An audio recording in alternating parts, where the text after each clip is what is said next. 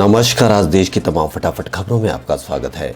कर्नाटक में बीजेपी विधायक बासनगौड़ा पाटिल यत्नाल ने मुख्यमंत्री बीएस येदियुरप्पा के खिलाफ मोर्चा खोल रखा है। यत्नाल मुख्यमंत्री येदियुरप्पा को बदलने की मांग कर रहे हैं। उन्होंने दावा किया है कि पार्टी आलाकमान भी येदियुरप्पा से नाराज है और जल्दी उनकी जगह उत्तरी कर्नाटक क्षेत्र के इलाके से किसी नेता को मुख्यमंत्री बनाया जाएगा। इसके लिए कर्नाटक बीजेपी मुख्यमंत्री के खिलाफ बयानबाजी के लिए विधायक यत्नाल को कारण बताओ नोटिस जारी कर जवाब मांग सकती है।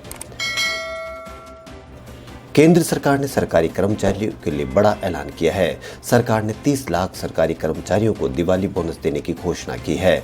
बुधवार को ही मोदी कैबिनेट की बैठक में यह फैसला लिया गया है। कैबिनेट के फैसलों की जानकारी देते हुए केंद्रीय मंत्री प्रकाश जावड़ेकर ने कहा कि डायरेक्ट बेनिफिट ट्रांसफर के जरिए सीधे कर्मचारियों के खातों में पैसे ट्रांसफर किए जाएंगे। उन्होंने बताया कि तुरंत पैसे ट्रांसफर करने का आदेश दे दिया गया है।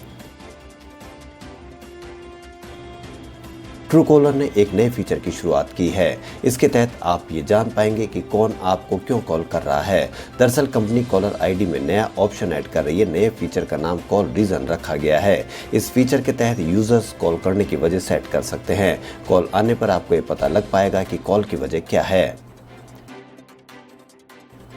पश्चिम बंगाल के सबसे बड़े फेस्टिवल दुर्गा पूजा के शुरू होने से 24 घंटे पहले हाईकोर्ट ने पूजा पंडालों को राहत दी है। कोलकाता हाईकोर्ट ने बड़े पंडालों में 60 लोगों की एंट्री की इजाजत दे दी है। इससे पहले सोमवार को कोर्ट ने कहा था कि पूजे पंडालों में विजिटर्स को एंट्री नहीं दी जाएगी।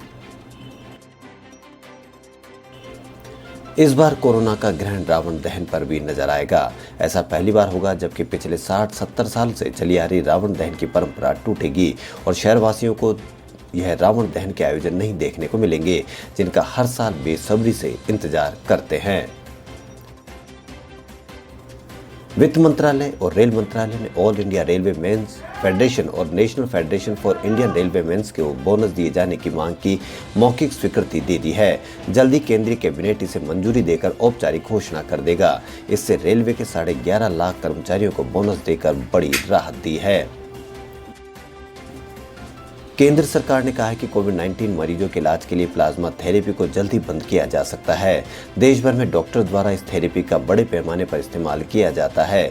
भारत में अगस्त में चिकित्सा अनुसंधान परिषद द्वारा किए गए सबसे बड़े रैंडम सर्वे में यह बात निकलकर सामने आई कि कोविड-19 रोगियों को फायदा पहुंचाने में प्लाज्मा थेरेपी नाकाम है।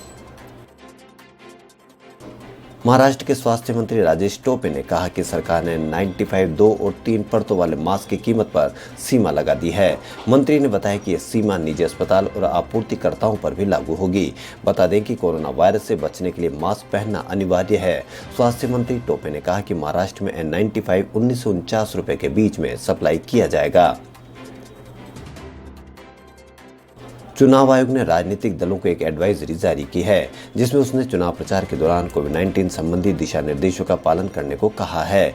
इसमें कहा गया है कि आयोग ने भीड़ में अनुशासन बनाए रखने को लेकर दल और उम्मीदवारों द्वारा की गई जारी ढिलाई पर गंभीरता से विचार किया जाएगा। 21 अक्टूबर को हर साल पुलिस स्मृति दिवस मनाया जाता है और पूरा देश साल 1959 में पूर्वी लद्दाख में शहीद हुए 10 पुलिस जवानों को याद करता है। केंद्रीय गृह मंत्री अमित शाह ने भी राष्ट्रीय पुलिस स्मारक में शहीद पुलिस जवानों को श्रद्धांजलि दी। बुधवार को एक बार फिर कोरोना वायरस के मामले 50,000 से ज्यादा दर्ज किए गए हैं। केंद्रीय स्वास्थ्य मंत्रालय द्वारा जारी ताजा आंकड़ों के अनुसार पिछले 24 घंटों में कोरोना के 54,044 मामले सामने आए, जिसके बाद कुल संक्रमितों की संख्या 76 लाख के ऊपर पहुंच गई। वहीं इस दौरान 717 लोगों की मौत हुई और कुल मृतकों की संख्या 1,15,914 पर पहुंच गई है।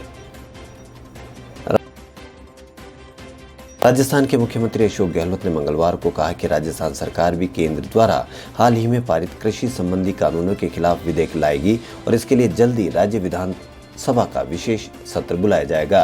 राज्य मंत्री परिषद की मंगलवार शाम को ही बैठक में यह फैसला किया गया है। सीएनजी से भी ज्यादा साफ ईंधन बन गया है। इसको हाइड्रोजन सीएनजी या HCNG कहा जाता है। दिल्ली के राजघाट बस डिपो में देश का पहला हाइड्रोजन सीएनजी प्लांट मंगलवार से शुरू हो गया है। दिल्ली के परिवहन मंत्री कैलाश गहलोत और केंद्रीय पेट्रोलियम और प्राकृतिक गैस मंत्री धर्मेंद्र प्रधान ने इसका उद्घाटन किया। दिल्ली सरकार, केंद्र सरकार, इंडियन ऑयल कॉरपोरेशन और इंद्रप्रस्थ गैस लिमिटेड के साझा प्रयास से ये प्लांट और वितरण केंद्र बनकर शुरू हुआ है। बिहार के औरंगाबाद के कुटुंबा विधानसभा क्षेत्र के भमंडी में नेता प्रतिपक्ष तेजस्वी यादव पर चुनावी सभा को संबोधित करने के पहले चप्पल फेंकी गई। उन पर भीड़ में से किसी ने चप्पल फेंकी।